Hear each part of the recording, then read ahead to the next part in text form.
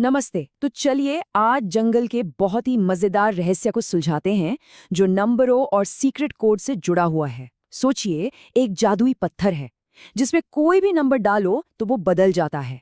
चलिए देखते हैं कि इस रहस्य के पीछे क्या है। अच्छा, तो कहानी कुछ ऐसी है। हमारे पास ये एक रहस्यमयी पत्थर है।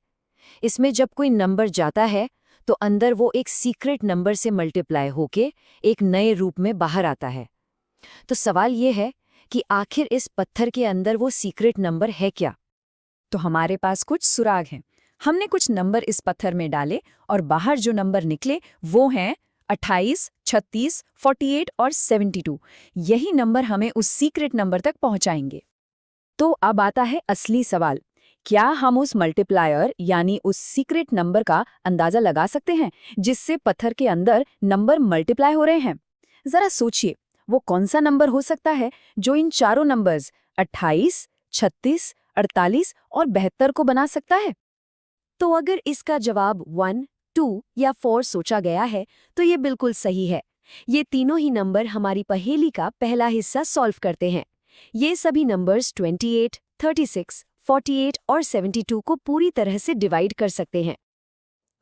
मैथ्स की दुनिया में इन सीक्रेट नंबर्स का एक खास नाम है। इन्हें कहते हैं फैक्टर्स या गुणनखंड। फैक्टर वो नंबर होता है जो किसी दूसरे नंबर को बिना कोई रिमाइंडर छोड़े डिवाइड कर दे। और क्योंकि 1, 2 और 4 हमारे चारों नंबर्स को डिवाइड कर सकते हैं, इसलिए वो उनके कॉमन फैक्टर्स यानी सार्वगुणनखंड है। अब इस फैक्टर वाले आइडिया को और भी आसान बनाने के लिए चलिए इसे एक विजुअल तरीके से समझते हैं।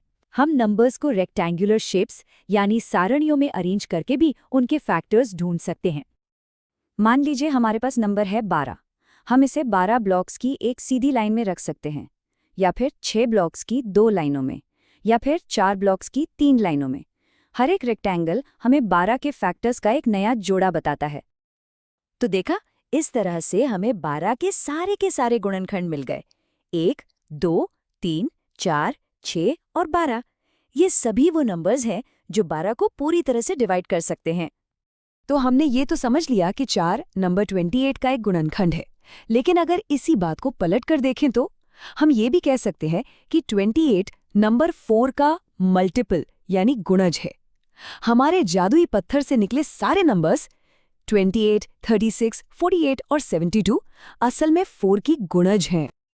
अब इस मल्टीपल के आइडिया को एक्शन में देखने का टाइम है। तो चलिए चलते हैं जंगल में हो रही एक शानदार रेस में। ये है महान जानवरों की दौड़, जहां मल्टीपल जिंदा हो उठते हैं। तो मिलिए हमारे दो जबरदस्त रेसर से। एक है मेंढक जो हर बार 3 कदम की छलांग लगाता है, और दूसरा है खरगोश जो हर बार 4 कदम की छलांग लगाता है। दोनों 0 से अपनी रेस शुरू करते हैं। तो सबसे पहले मेंढक की छलांग देखते हैं। वो कूदता है 3 पर, फिर 6 पर, फिर 9 पर और ऐसे ही आगे बढ़ता जाता है। ये सारे नंबर्स 3 के मल्टीपल्स हैं, है ना? और अब बारी है खरगोश की। वो छलांग लगाता है 4 पर, फिर 8 पर, फिर आगे। ये सब 4 के मल्टीपल्स हैं। अरे वाह! नंबर 12 ये वो पहली जगह है जहां दोनों एक साथ पहुंचते हैं। मेंढक अपनी चौथी छलांग में और खरगोश अपनी तीसरी छलांग में, दोनों एक ही पॉइंट पर आ गए। और पता है, मैथ्स में इन मीटिंग पॉइंट्स को एक स्पेशल नाम दिया गया है, कॉमन मल्टीपल या सार्वगुणज। क्योंकि 12, 3 और 4 दोनों का मल्टीपल है, ये उनका पहला कॉमन मल्टीपल है। चलिए, अब जब हम फैक्टर्स और मल्टीपल्स के बारे में जान गए हैं, तो क्यों ना अपनी इस नई नॉलेज को जंगल की कुछ मुश्किल पहेलियां सुलझाने में इस्तेमाल करें। तो पहली पहेली ये है, शेर खान हर तीसरे दिन शिकार पर निकलता है और बघीरा हर 5वें दिन। अगर दोनों ने एक ही दिन से शुरुआत की तो वो कौन-कौन से दिन होंगे जब दोनों एक साथ शिकार पर निकलेंगे? ये एक क्लासिक कॉमन मल्टीपल वाली प्रॉब्लम है। बिल्कुल सही। इसका जवाब छिपा है 3 और 5 के कॉमन मल्टीपल्स में। वो मिलेंगे 15वें दिन, फिर 30वें दिन और उसके बाद 45वें दिन। ये सब उनके सार्वगुणज हैं। अब एक असली मजेदार पहेली। मोगली को पहुंचना है नंबर 30 पर, जहां उसका दोस्त बालू इंतजार कर रहा है। लेकिन एक प्रॉब्लम है, नंबर 25 पर शेर खान का इलाका है और वहां रुकना खतरनाक है। तो अब सवाल ये है कि मोगली को कितनी बड़ी छलांग लगानी चाहिए कि वो बालू तक तो पहुंच जाए पर शेर खान के पास न रुके। तो यहाँ पर लॉजिक ये है, मोगली को ऐसी छलांग चाहिए जो उसे सीधा 30 पर लैंड कराए। मतलब छलांग का साइज 30 का एक फैक्टर होना चाहिए और साथ ही वो 25 का फैक्टर नहीं होना चाहिए, वरना वो शेर खान के पास पहुंच जाएगा।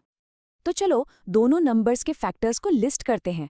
बालू का स्पॉट है 30 और उसके फैक्टर्स हैं 1, 2, 3, 5, 6, 10, 15 और 30। और शेर खान का स्पॉट है 25 जिसके फैक्टर्स हैं 1, 5 और 25।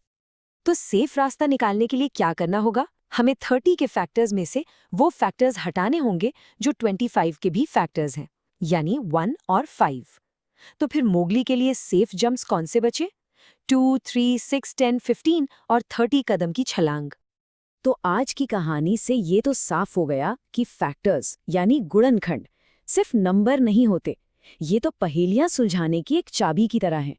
जिस तरह मोगली ने सेफ रास्ता ढूंढा, वैसे ही फैक्टर्स हमारी मदद करते हैं। और अब जाते जाते एक और सवाल सोचने के लिए, अगर मोगली को नंबर 21 पर का से और नंबर 35 पर अकेला से दोनों से मिलना हो तो उसे किस साइज की छलांग लेनी पड़ेगी?